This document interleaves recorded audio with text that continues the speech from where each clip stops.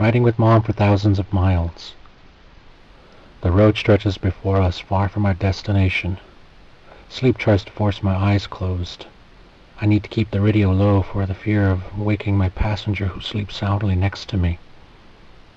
Mile after mile, the yellow line, the only companion to keep me awake. We've traveled far, the two of us. Many miles to many destinations. In her final years, I drove my mom almost everywhere. To town, to bingo, to the fort or Ethity for political or other reasons, to the clinic, to her appointments, to her job as an Arapaho culture teacher.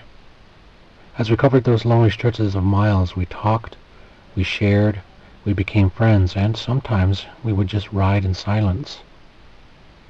May is the month of renewal, the unofficial start of spring. May is also the month for mothers, which is why I think of my mom the most during the month of May. It is also the month of her birthday. I remember graduating high school on her birthday. After they gave me the diploma and those black cardboard placards, it had a rose stuck in it. But instead of returning immediately to my seat, I walked up and gave my rose to my mom. One of my finest birthday gifts. She had tears in her eyes. It would be a long journey continued together after that. My mom on her way to elderhood and role of storyteller. Me on my way to my first best destiny, away from home. Alone. So now you may be asking, why am I connecting this to the three kingdoms? Simple, the stories. It is the stories of valor, heroism, of loyalty, and of integrity. These are virtues my mom passed to me in all of our travels. Stories of attached mythology and history. Three Kingdoms has become my all-time favorite book, so much so that I am in continual reading of it. It has influenced me as a writer, and as a filmmaker, and also as a person of integrity, much like my mom has, my dad too. It is the stories that I connect to with the book and my mom. She told me many stories, like in Colorado when we were traveling through, we stopped at a small town and she remembered going to one of these cafes that we stopped in when she was a nanny for one of the affluent families there when she was in college. Just to see her remember that place and to drink a milkshake there. She also told me stories about meeting my dad in the streets of Thermopolis, one of the first times he ever asked her out. Yes, she was a storyteller. And in the last years of her life, she wanted me to do the same, which both scared and still scares me. One, because I never thought that I would ever be knowledgeable enough to replace my mother. Also, it scared me that one day I would have to live life without her. And it still scares me today because I have yet to live up to that. And it still scares me today that I am living life without her. But she had much faith in me. I never doubted that.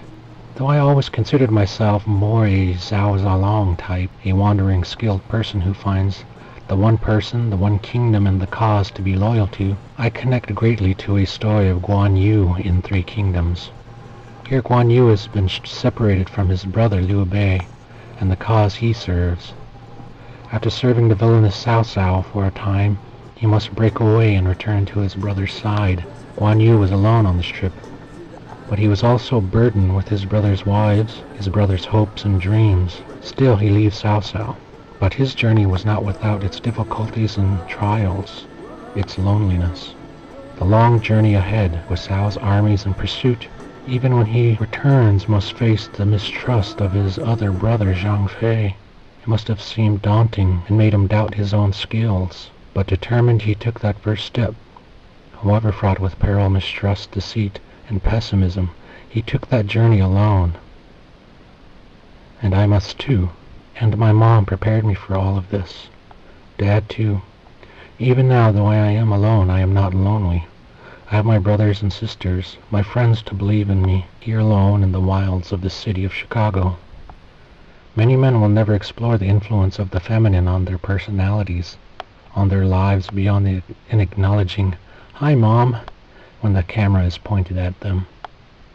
Of course, a strong man needs strong male influences, but none ever acknowledge the strength of the women in their lives. Many make a joke of the influence of the feminine, pointing to the shackles of marriage or the turmoils of relationships. But not many men acknowledge the influence of the women in their lives and that influence it has on their choices they make, their behaviors, and the strength of their character. My mom was strong. She stayed with my rough and tumble dad, shaped him, and raised a large family with him. She confidently took the reins after my father passed away, and she never shirked a task or backed down from a challenge. This is why I think of the 3 kingdoms when I think of the travels I took with my mom, and this is why I think of my mom, Marianne Whiteman, the most during the month of May. And now I, much like Wan Yu, must break away and make this long journey back to which I love, whom I love, of which I hope for, of which I will fight for. I need to get back to my filmmaking. I need to return to my family, my loved ones, to my people as a storyteller. Now I must ride alone for thousands of miles with the integrity and love my mother instilled in me. And it is a journey that I must begin now.